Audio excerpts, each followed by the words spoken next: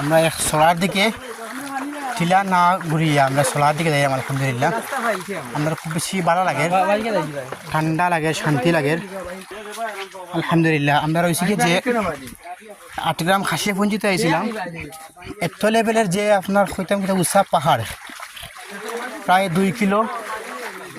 এই উঁচা পাহাড়টা উঠতে গিয়ে আমরা মোটামুটি সবাই টু মাচ এক্সস্টেড ছিলাম।